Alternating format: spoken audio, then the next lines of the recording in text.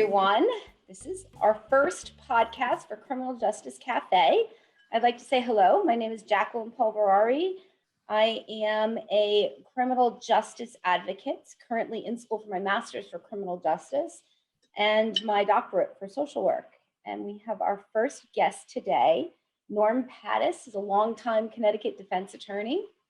And I thought for our first show, it'd be great to have a defense attorney on and hear about the rituals that Norm has to go through to defend white collar criminals. So I'll get a little bit into my background, if that's okay, and then I'll leave it to you, Norm. I met Norm accidentally, not when people want to meet an attorney, because, I came to Norm because I had been indicted by the federal government for mortgage fraud back in 2008 was my crime. And I needed a defense attorney. And I had a great defense attorney who just did not want to rock the boat and ask for nothing for me. So I found Norm. My husband and I went to Norm's office and I said to Norm, I don't know, the defense attorneys that, I don't know if you remember this, Norm. I said, the defense attorneys all want to ask for 6 months. And Norm said, the hell with that. I'm going to go in and ask for nothing. So I ended up getting a year and a day, and I only spent 7 months in Danbury in 2015. So I came home, and when I came home, I decided to help women who are going in and coming home from prison and started Evolution Reentry. So that's kind of how I also have given Norm complete rights on this podcast to talk about my case if we get into it, just to waive that privilege, because I know that's very sacred too. So Norm, take it away. Tell us a little bit about yourself. Well, as you say, I've been practicing criminal law for a long time. I've earned each one of these gray hairs in my beard. This is a new COVID-topia flourish. I, like everybody else in March, came home and expected to die, took my temperature several times a day and eventually got tired of that and realized I was likely to survive. So I grew a beard because I was bored. Summer came, I shaved it off because I was bored. Fall came, I grew it back because I was bored. And now I'm letting it grow because guess what? I'm bored. You're bored. There are no courts to go to, no trials. We haven't had a criminal trial in Connecticut, at least since February. I spend a little bit of time each day on the phone with prosecutors and judges, or most days anyhow. And as near as we can tell, there probably won't be criminal trials again in Connecticut until mid-2021. And that's a long break. A lot of people are sitting in high anxiety wondering what will become of them. But I'm sort of an accidental lawyer. There were no college graduates in my family. A high school guidance counselor called me into her office one day. I thought I was in trouble again, like, I don't know what I do. And she said, what are your plans? I didn't really have any. I wanted to get a high school diploma because that seemed like a good thing. And she said, well, you always blow the lid off these standardized tests, but your grades stink. Well, what do you want to do? I said, I have no idea. Thought I wanted to go to California, and I heard the weather was good there. She said, well, if I could get you into college, would you go? And I said, yes, I suppose. But I need to get out. I was miserable at home. I mean, I should be candid with you.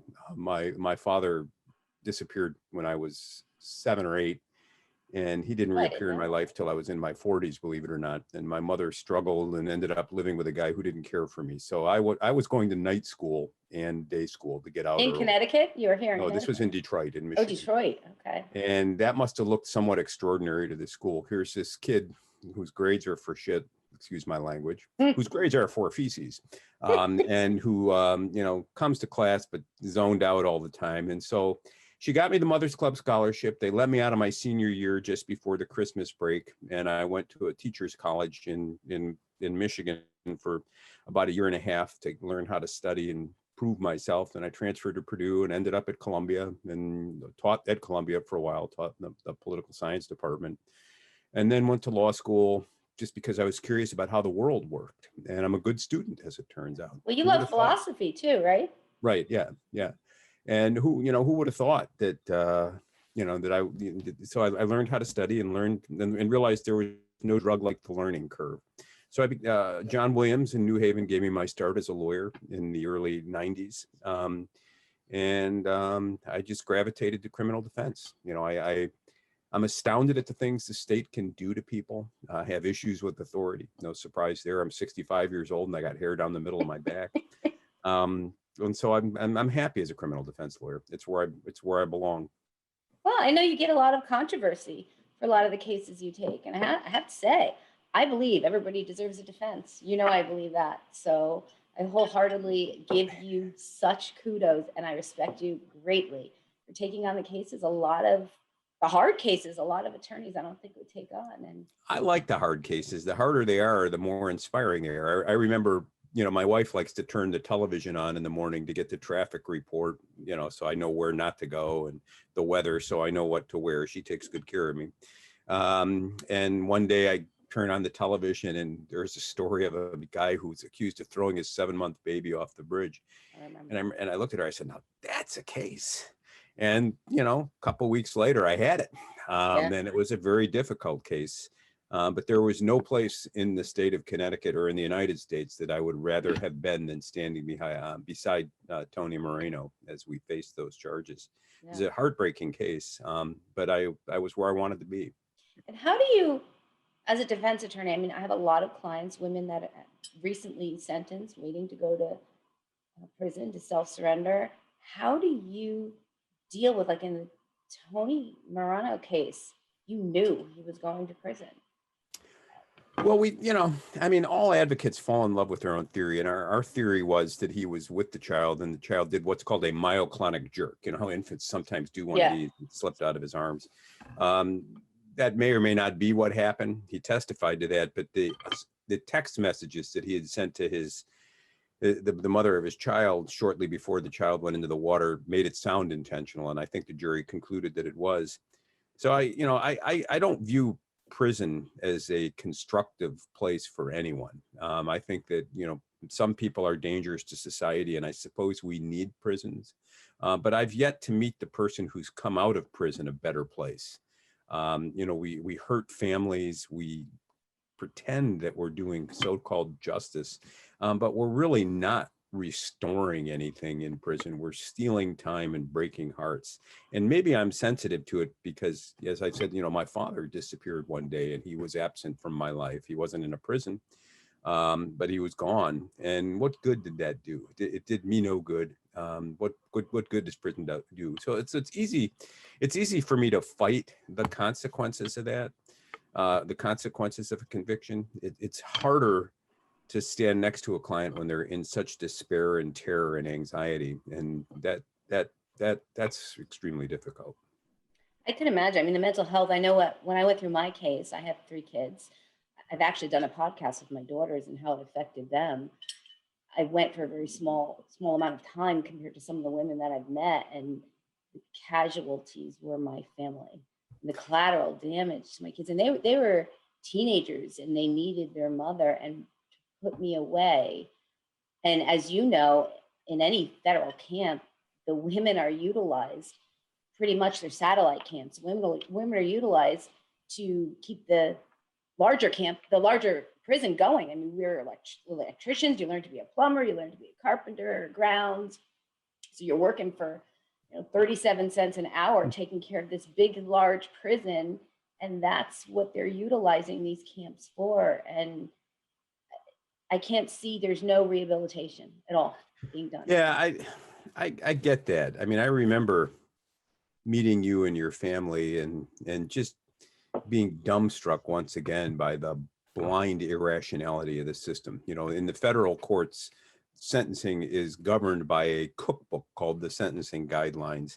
And the theory is that each offense gets a certain number of points, and then the offender's characteristics and the offense characteristics either yield addition or subtraction of points. And so there's an argument in the end about how many points a crime is worth. And then off the person goes. You didn't belong in prison. I mean, you were involved in a mortgage business that was tricky and it was difficult.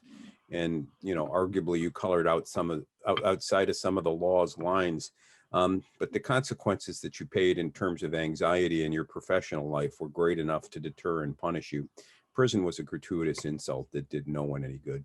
And, it was extremely difficult. I appreciate how gracious you were throughout the case, because, I do remember that first meeting, and you were, your lawyers wanted you to ask for 6 months. And I'm like, what the hell's up with that? I mean, if you're going to ask for 6 months, ask for nothing, make them give it to you. Because, and I do remember, I don't recall, Jackie, who was your sentencing judge? Janet Bond Arterton. So she's tough. I mean, there was a judge now deceased who used to refer to her as the Queen of England. She comes off as regal and detached, and goes through her guidelines exercises with all of the charm of an accountant telling you what you owe the IRS. And it's so, I remember telling you that I couldn't promise you that you'd go home. There was a substantial likelihood that you'd go to prison, but if you didn't fight for your freedom, you'd regret every day you went away. I still think the year today was too much, but I remember meeting with you. I remember meeting your kids. I remember meeting your husband, and just feeling this tremendous sense of personal impotence. That, here was this train barreling down the tracks at you, and you'd placed your life in my hands and given me permission to do anything the law would permit me to do to stop the train, and I couldn't stop it. And the result was, it didn't kill you, but it cost you a limb. It cost you and your family part of your life. And the mental health success. The mental health around that for an attorney, I don't think people realize what you must go through defending anybody, because I did put my life in your hands in the outcome. No, I think that there's a high rate of substance abuse among lawyers, and I mean, suicide rate isn't as high as it is for dentists. That's because we get to engage our clients as opposed to just drill them. And you end up with a dark humor. We have very dark humor in our office, and that's kind of how we balm the wound. I mean, I wish I knew what to say. I mean, it drives me to my knees. I'm constantly reading the Psalms, and often read with clients Psalm 23. The Lord is my shepherd. And yea, though I walk through the valley of the shadow of death, I'll fear no evil. And that's a commitment I can make to a client, to be with them in the valley of shadow of death. But at the end of the case, they go in that cell door, and I don't go with them. Yeah. And I don't know. Do you need to seek outside help? Oh, I have for years. My wife is a mental health professional, and she's had serious and significant health issues. So about 12 years ago, she was at a crossroads where it was unclear whether she'd live or not. Frankly, it was about the time of your case, I think. Wow. And, obviously that's my problem, not yours. You brought me your life, as did many other clients. And I had an office full of people whose paychecks I had to figure out how to honor. And so I went to see a counselor, and I said, what am I going to do if she dies? I've got 3 kids, I've got clients, I've got employees, I got people who need me. And so her situation resolved well. She's alive and healthy. But I stuck around for psychoanalysis. So 4 days a week at 7 o'clock in the morning, I'm on a couch for an hour, howling at the moon with a psychoanalyst. And we've been at it for about 12 years. I don't know the answers yet, but I'm getting a pretty good sense of what some of the questions are. And I know I need them. I know that what you depend on from me in court is a clear-sighted assessment of your chances, an evaluation of what the government can prove, what I can keep the government from proving, what proof I can offer. You want me to know the rules of evidence, have a relationship with the judge, and understand the Constitution and how your constitutional rights will play out in a courtroom. So that a lot is required. And, my own issues have the potential to get in the way. So my view is every lawyer should probably be in psychoanalysis, because if you're not troubled by what you're seeing every day in your office, you're not paying attention. Yeah, I mean, I do know that as a social worker, and a lot of the women that I work with, they get very frustrated with their attorneys because their attorneys aren't listening. That, I mean, you can't be a social worker. I remember you said that to me. I'm not your therapist. Do you want me to do a good job? Because yeah, it's hard not to think your attorney is your therapist as well. You want to tell them all your problems. Well, so there's a certain amount of deceit that goes into the formation of the attorney-client relationship.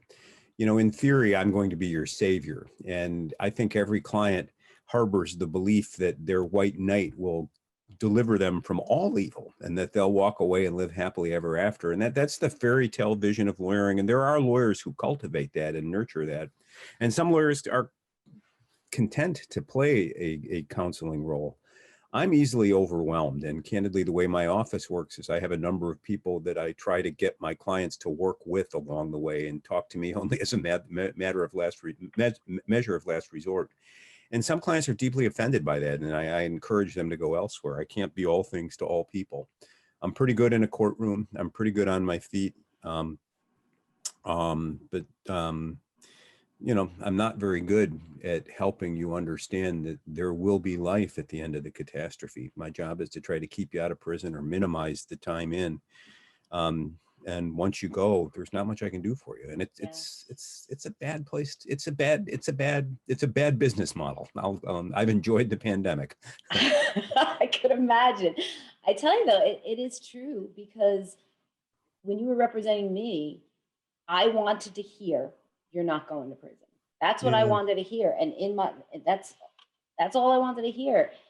And I felt if I didn't hear that, then there's nothing else. And I remember speaking to Brittany in your office at that time, and she was wonderful. She was really wonderful. She said, Norma's going to do the best he can do for you, but you have to do the work inside your head yourself. Because well, it's true. Yeah. I mean, you know, it's, you know, and you know, when the phone call, at the end of the day, when you've, you know, got to decide how many of these phone calls can I actually return, or how much trouble will I be in if I don't return them all? You know, I know the easy thing to say is, Jackie, don't worry about it. I got you. You're going to be fine. And saying that serves me, but it doesn't serve you, because you'll believe that. And if you're not fine, you'll feel betrayed at the end, and you'll feel that I am the one who betrayed you. So it's tempting to tell people what they want to hear. But shame on you if you do. A lawyer's responsibility is unyielding loyalty to their client, to be their advocate and their advisor. And, you know, what I get paid to do is to listen to you and to study your case and to tell you what I see, what moves I see on the law's chessboard, and what your chances are of ultimately winning or losing quickly. And then help you make the best decision you can. Another way to look at it is, and I tell this to the young lawyers in my office, your job is to learn what your client's interests are, what it is they want, and then to know what the law is and to counsel them on whether their interests are actually, or objectives or goals are actually reasonable. If they're not, you still fight for the client, but you got to tell them that they're being unreasonable. And if they want to choose a new lawyer, let them. I mean, you know, I know I'm not everybody's cup of tea. I get hate mail, you know, so I get nice mail and I get hate mail. 99.9% of people could give two beans about me. But I do see some of those incredible Facebook posts underneath things. I'm like, oh my God. Yeah, well, I think, you know, I mean, hey, you know, I don't pay the rent for the space I occupy in other people's heads, but I enjoy the occupancy. Right? If you're affecting, you might as well affect somebody, I guess. Yeah, I don't know. Well, I like a good fight, you know, and I mean, I love going into a courtroom when the world is angry at your client and just kind of saying, here I am, what are you going to do with it? You know, I always joke with prosecutors, there are two ways that we can work this case out. I'll tell them early on. There's my way and the hard way. I'll let you choose. But if you choose the hard way, I'm going to make it a lot harder than you can imagine. And that's as much as I can. Oh my God, that is something I say often. Look, there's two ways to do this, the easy way or the hard way. Yeah. Either way, I'm going to get what I want. So let's just do it the easy way, because I'm going to get to the end result. Is going to be the end Save us result. both some aggravation. I'm curious as to what you think about, I mean, particularly women, because I work with women with COVID-19 and the prisons, especially Danbury. I know Coleman Camp in Florida, they're using the SHU as quarantine. And women, I know two women who had to self-surrender within the last 2 months. They go right into quarantine and they're stuck in the SHU by themselves, can't contact their families, can't talk to anybody. So quarantine should be quarantine, not be isolation. And that's what is happening. How do you feel about that? You know, I haven't had many clients go to prison during the quarantine because the courts are effectively shut. I've had a lot who are in and trying to get out, and that those have posed difficult problems. The use of solitary confinement or isolation, you know, is unfortunate in those circumstances. I've never gone. I spent one night in jail in college, or over a bar fight, frankly. Before Wait, we did you moved win? on. What? Did you win? Well, nobody won. I think we all, we all behaved like juvenile jerks, and we got what was Hence coming. jail, right? Hence jail. Well, and when we went to court, they didn't even have a file. They just let us go. So I think they figured we'll teach these kids a lesson, Right. So I don't know how I would respond. I think that, going into prison is terrifying, because everybody's checking one another out, and, you want to be yourself and you want integrity, but you don't want to be taken advantage of, and you don't want to show too much because you don't want to be manipulated or abused. So I would, if I were going in, I think I would welcome the solitaire for a while so I could kind of get used to the sound of the doors shutting and cope with that initial sense of longing to see family and that initial sense of loss before I got thrown into population. But Yeah. as far as COVID-19 is concerned, early in the pandemic, I was contacted by a lot of prison guards who were concerned that the prisons were doing nothing for anyone in there. And in some jurisdictions, including New York, or was it New York? It might have been, no, it was Washington, D.C. Prison guards and prison families actually joined in litigation against the prisons to do a lot. It hasn't been as bad as I thought it would be. I thought there'd be a lot more deaths. It's been very hard to get people out. A couple of the women that I've dealt with over the years who are in, have not had any success in getting out. They're in for very long sentences, one mandatory life. I think the prisons, like general society, got caught by surprise by COVID and have done a horrible job of attending to people's real needs. Yeah, I know in Danbury there's only 45 women there now. I mean, when I was there, it was 213. Wow. And COVID is pretty bad there. I have a woman that's self-surrendering January 4th to Danbury, and she's terrified, and it's a white collar case.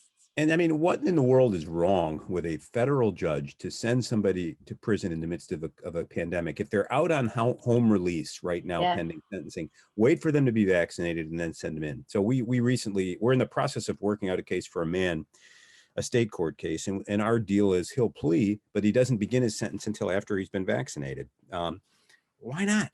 I mean, what's the rush? I mean, it's, a year, 2 years isn't supposed to be a death sentence, and the terror of being around strangers in that environment shouldn't be amplified by the exposure to COVID. I don't know. I mean, as the statistics as well as I do. We've got 25% of the world's prison population, but only 5% of the world's prison, and we call ourselves the land of the free. I mean, what is this fascination with prison? What are we doing? Oh, it's terrible. And I've had recently a big problem with. I'm learning more and more about our bail system. I talked about that a little bit. It's so many people that are sitting in prison during COVID-19 who've never been convicted of a crime. They're not convicted of anything. They just don't have the money to bail themselves out. They're given a bail. They don't have the money. So they're sitting there waiting. And like you said, courts are closed. Why not release those people? You're not convicted of a crime yet. No, I hear you. I mean, bail has several functions, and it's governed by the Eighth Amendment, and you're entitled to a reasonable bail. And the functions of bail are to assure that you turn up to court and in part to protect the community. But very few defendants prey upon the community. I mean, there are very few people that warrant a high bail as a measure of keeping everyone else safe. I think that it's an outrage that people are required who are presumed innocent and are not a real or serious threat to themselves or others, are kept behind bars for failure to pay bail. But it happens all the time. You've been in this so long, Norm. What advice do you give any prison advocate? Like for me, I'm getting into this. I'm back in school. I'm learning so much. And then I think to myself, it's not going to change. I get frustrated. Who's going to change it? If it hasn't changed by now, am I wasting my time pushing? On the mental health side, I know I'm making a difference, but there's no common sense. The BOP, no common sense. I mean, as your prelude sort of said it all. I've been at it so long. I mean, I turned 65 in September. And I've been out of court for the better part of 2020, which is the first time in my professional life that I've spent months out of court. And I've come to enjoy it a little too much. I don't know if I'm coming back at this point. I would give up on systemic reform. And I would say you know, when you go fishing, you don't try to empty the fish of all, or the ocean of all the fish in the sea. You just want one that tastes good, or two, depending on how big your family is. I think you can't save the system, but you can redeem people one person at a time. So I know a person, and I don't want to reveal their secrets, but who is doing mandatory life without the possibility of parole, and the walls are closing in on this person. And I've done all that the law permits me to do to try to get them out. I've been to the prosecutor asking for mercy. I've been in various courts in the state and federal system, and I have failed at every step of the way. And the crime that this person was convicted of was horrendous, but it was many, many years ago. And so I watched the walls close in, and I watched this person's mental health deteriorate little by little as they lose hope. And I'm exhausted by it, and I don't know what to do. So I gave the only gift that I knew how to give, and I had to fight to get them that. I bought them a leather-bound copy of the Catholic Missal and taught them how to use it, and encouraged them to seek grace and redemption through the power of a loving God who remains ever present but always out of view. And you know, that's frankly what I've been driven to in my life, was the sense that this is really all a meaningless charade, and that we're all broken by the wheel of fortune, but somehow, some way, we can each be an instrument of grace for another person. And so I look at each client as a potential opportunity to do that. And I don't do systematic reform because I don't believe in it. So I don't know. I don't have a good, that's my answer. Find somebody that you resonate with, and share the best that you have to offer with them, and then be there for them from time to time when they need you. You can't do more than that. That's being the good shepherd. You know, a shepherd, I've got a border collie. She's at my feet right now. Oh, my daughter has a border collie. And, you know, so I spent a lot of time studying the behavior of sheep and dogs. And, you know, a good shepherd doesn't know where each sheep is always, but he's a beacon, and he keeps an eye out for the wayward sheep and looks for them. And there's a reason that's a powerful metaphor in the New Testament. So I think all we can be is shepherds for the troubled souls among us. Some of them will come back, and their lives will be redeemed, and they'll put them back together, and some will be broken, and some will kill themselves. I mean, you know, in my professional career, I've had any number of suicides by clients, and those are always particularly heartbreaking. Oh, that's gotta be horrible for an attorney, for any lawyer defending somebody, and something like that happens. It's understandable, though. I mean, a case, I won't say more than this, you know, client was suicidal at one point. I put him on a suicide watch. He was furious. When I went back to see him, why'd I do that? That was hard. But I said, you know, you're my responsibility. It's a very difficult case. I did it again 6 months later. He almost fired me. I said, well, you can, but I mean, I'm here to care about you. So we got to the end, and he had to make a life-breaking and heartbreaking decision. And he said, and I said, you're quiet. What's up? He says, I'm afraid to tell you what I'm thinking for fear that you'll narc me out again. And I said, no, you know, I've thought a lot about your situation. And if you choose to kill yourself, I'll understand. I hope you won't do it. But that's a rational response to what the government's putting you through.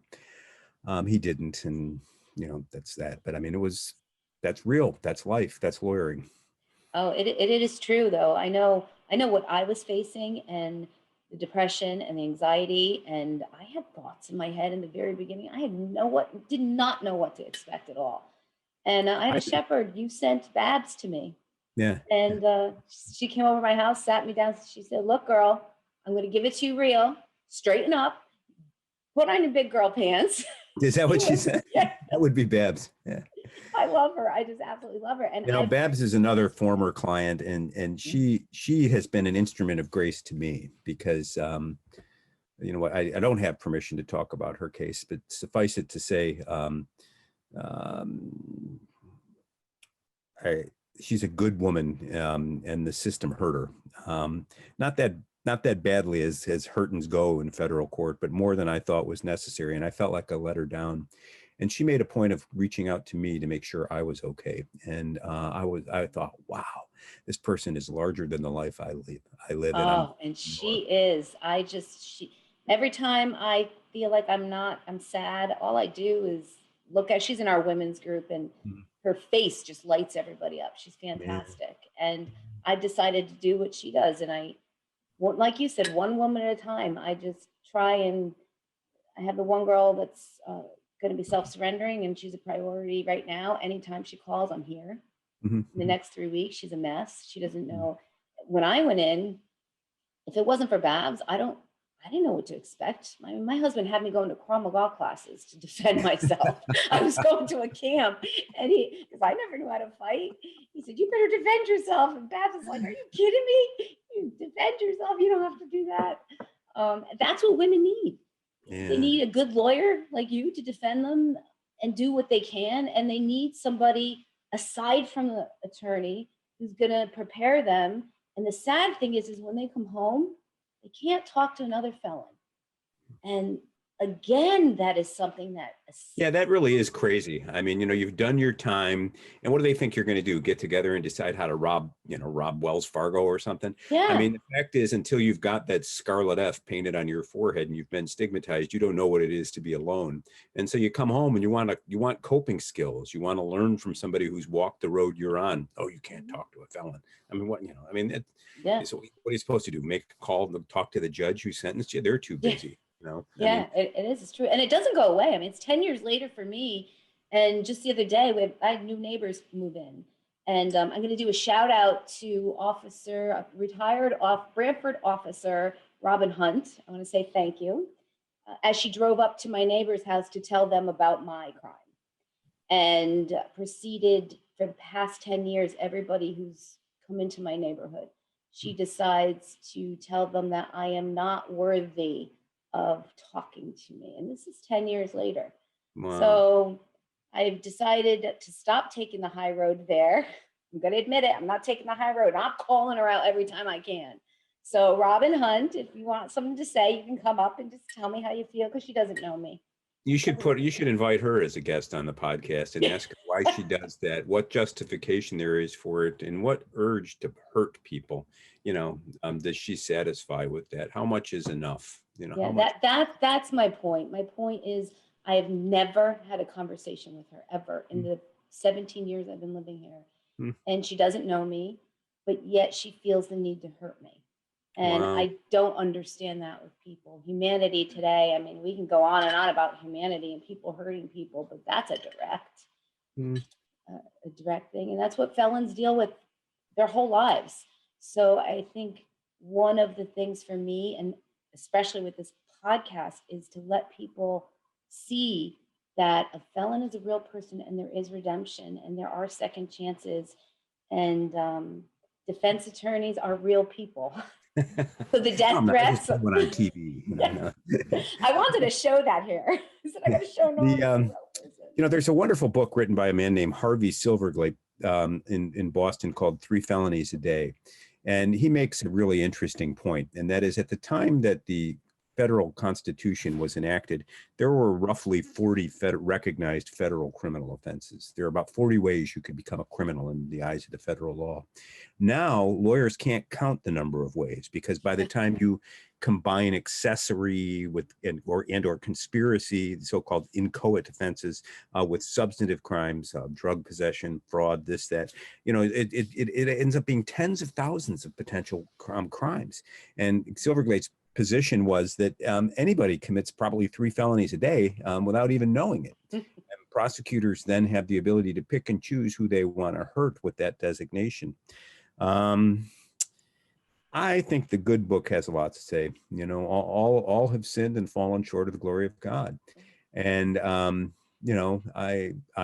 not been convicted of a felony, but I'm not going to claim to have been perfect. I've hurt people. I've made errors in my life, and my errors have cost people things. I get that. I come back swinging and fighting every day, as have you. I don't have the designation of a felony, so my life is easier than yours. Yours is unbearably harder in that way.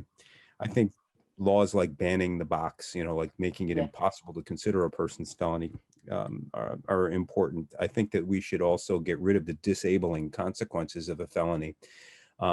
It's the debt that you never really repay. And there should come a time where we've said, whatever the penal consequences of your misconduct were, they're done now. Welcome home. That's what I always say to prisoners when they come out. Welcome home. Welcome back to the world. I mean, one of the best days in my life as a lawyer is about 15 years ago.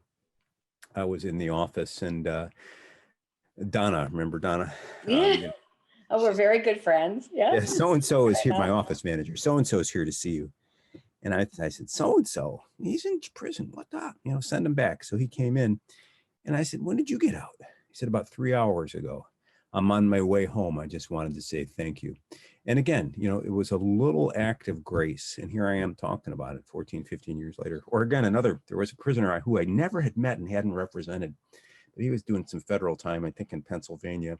And 2 or 3 times a year, he'd send me a package of New Yorker cartoons. And they were always pretty funny. And we'd write back and forth. And one day he showed up in the office. And I said, what are you doing here? He said, well, I just wanted to meet you after all these years. And he said, I have a beef with you. I said, a beef? Thanks.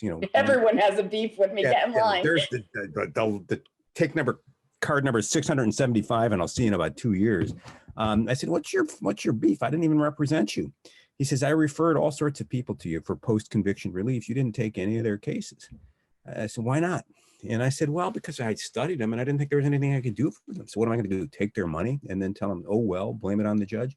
And he said, you're not entitled to make that judgment. People are looking for hope. As long as you're honest with them, and tell them that their odds are long. If they want to take the risk, they're investing in hope. And that conversation changed my perspective on post-conviction relief claims.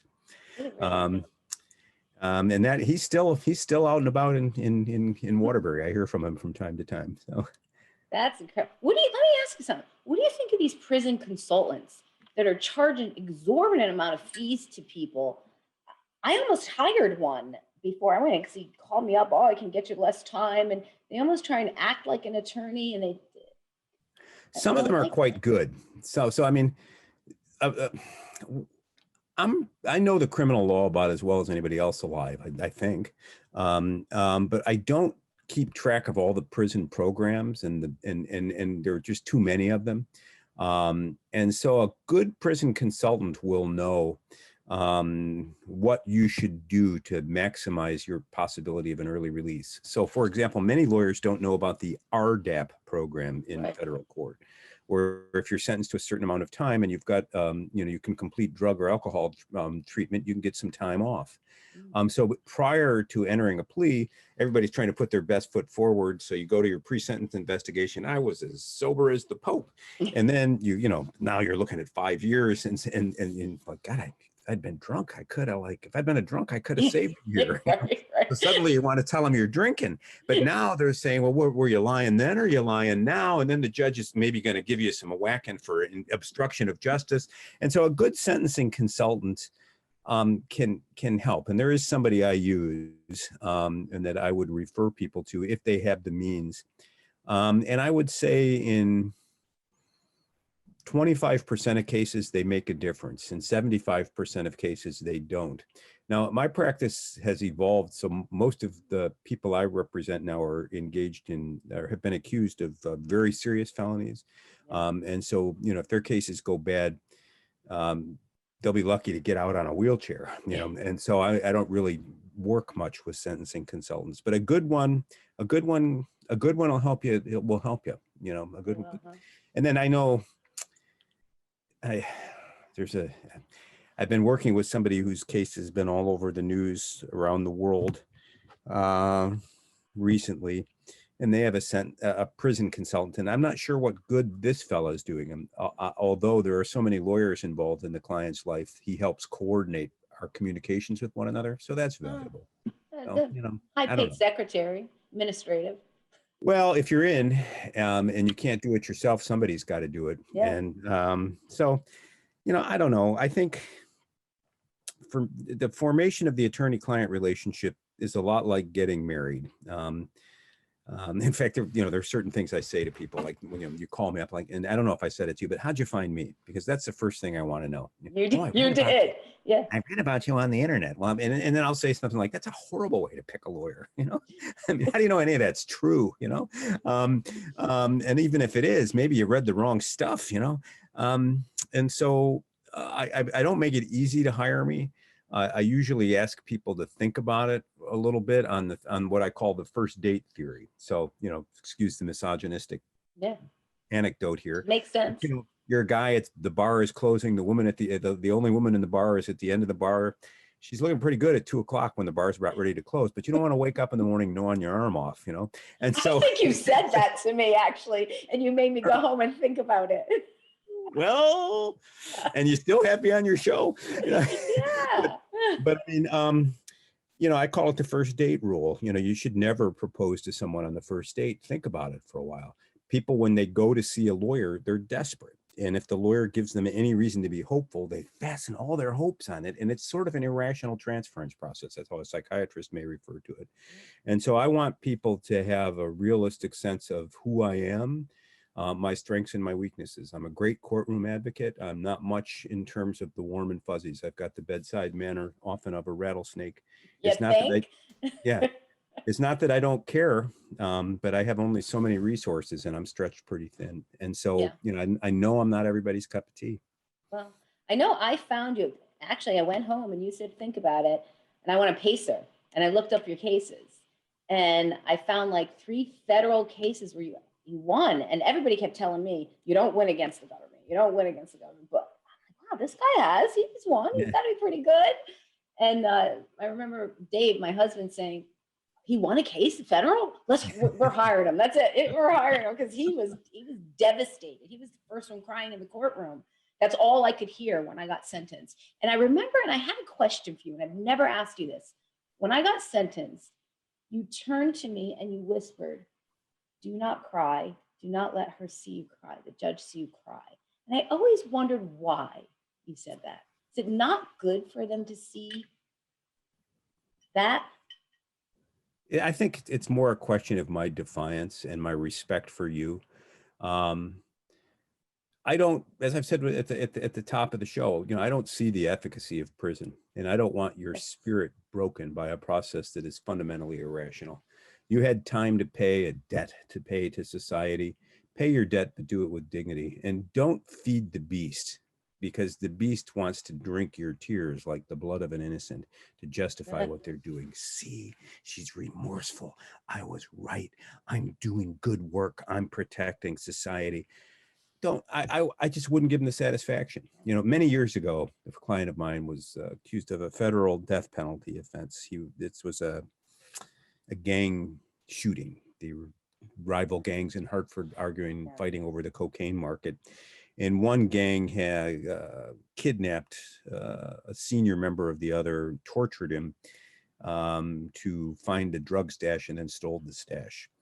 Some months later, the tortured man's colleagues gunned down the leader of the other gang, shot him 13 times in broad daylight in Hartford. And I had one of the leaders of the gang who arranged the shooting. So as he was sentenced, it was Judge Arterton. And she sentenced him to multiple life terms plus 60 years. And so I'd kind of prepared him for this, and, count 1, life. Count 2, life. And I turned to him and I said, you know what this means, don't you? What? First couple times you die, they've got to revive you, or it's an illegal sentence. Look at the bright side.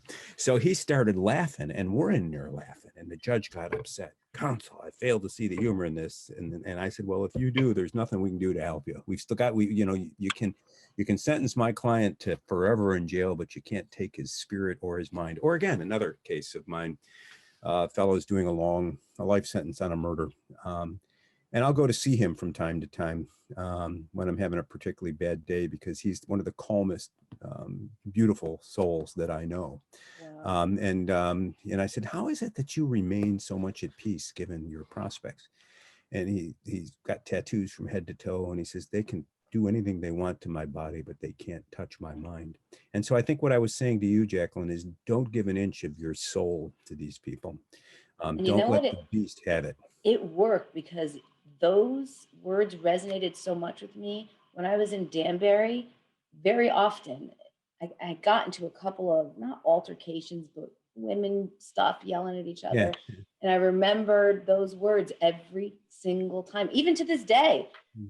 Don't cry. And I'll sit there and I won't. And I remember sitting there hearing your words, don't cry.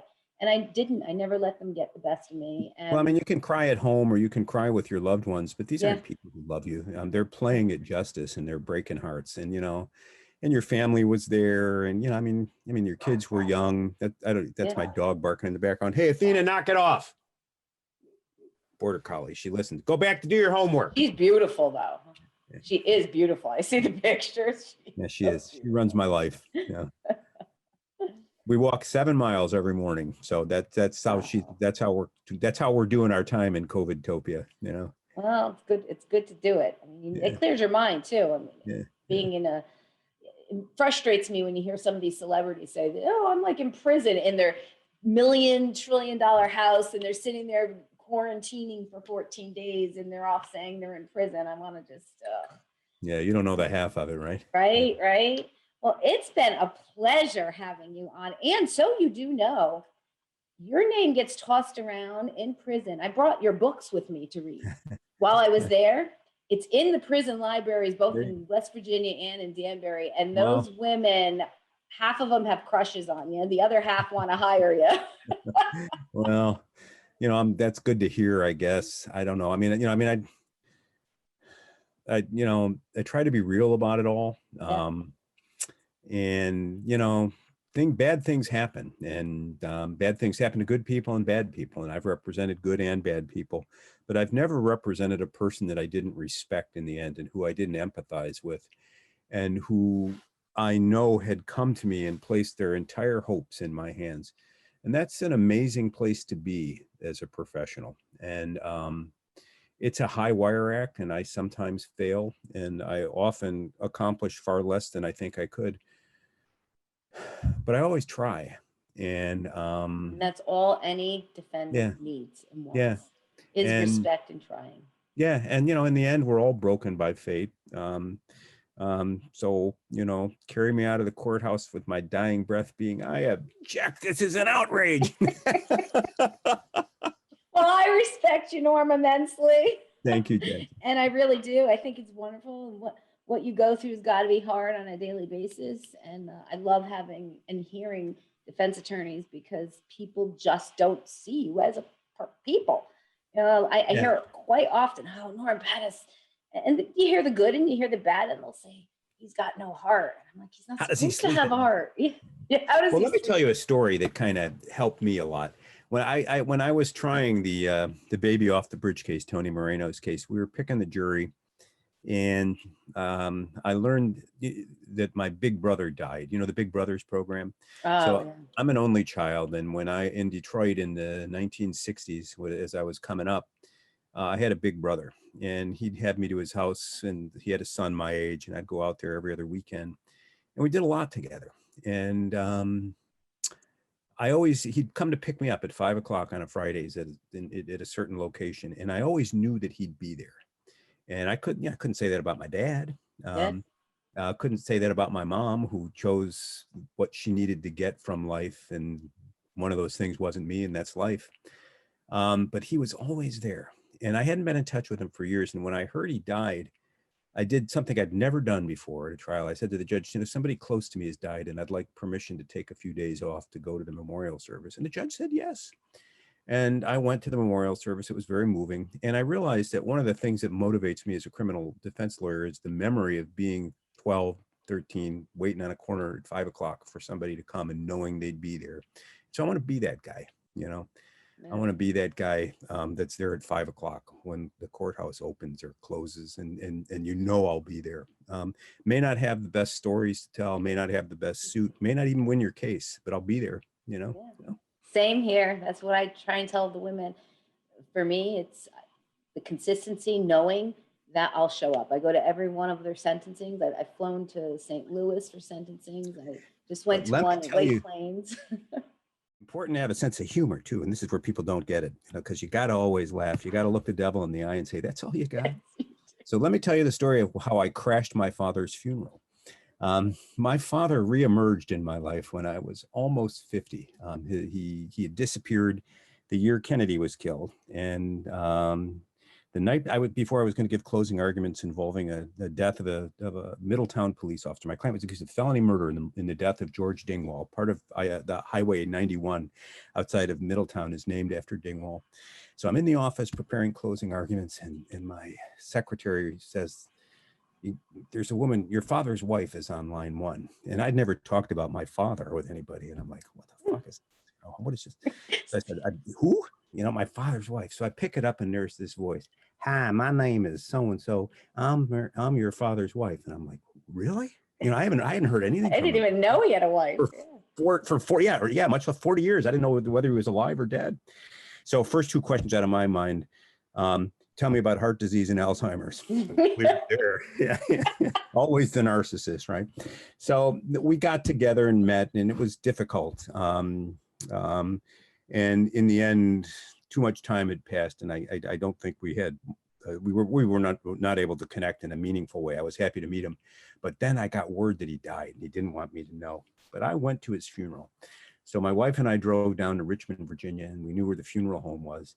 And when I walked in, you could have heard a pin drop because his wife knew about me, but her family didn't. And I guess we looked a lot alike. Oh, wow. So I walk up to the casket and I give him a big kiss and I say my farewell, and I sat right down, and I thought the earth was going to open up and swallow me. And then I did cry like a baby when he was lowered into the ground. There was a lot that was left unsaid between the two of us, but I'm glad that I got to say goodbye to him. Yeah. Wow. I'm telling you that's a great story. I didn't know that you grew up with no father. I didn't know that. A lot of kids do, right? Yeah, it is. It is not something true. you talk about. When you're a kid, you don't notice it because you're just growing up and like, wow, everything is so exciting and amazing. And then, when you grow up and you realize, sometimes you put it together, and it's a source of sorrow for me. Makes you appreciate family though, I bet.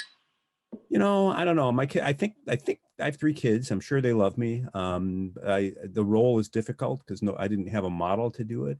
And I remain, so, as I said, I turned 65. My kids are all in their 30s now, and they're all doing well. But when they left, to go to college, I remember thinking, well, I guess I'm done now. That's because I moved out of my house when I was 16 and hardly saw my mother thereafter. But they're all still coming around, and I'm stunned that they want to see me. That's a great thing. I know my kids are coming around, but it's usually because they want money or something to eat, right? Yeah. I tell them it's the time they have to put it in my account. I don't put it in their account anymore. Well, this has been wonderful. I think our time is up now, and hopefully you'll come back. Well, thank you for having me. It's been I'm really flattered that you would have me on your show. Thank you. No, thank you. It's great to see you and great to talk to you. Good to see you. Be well. Bye, you too.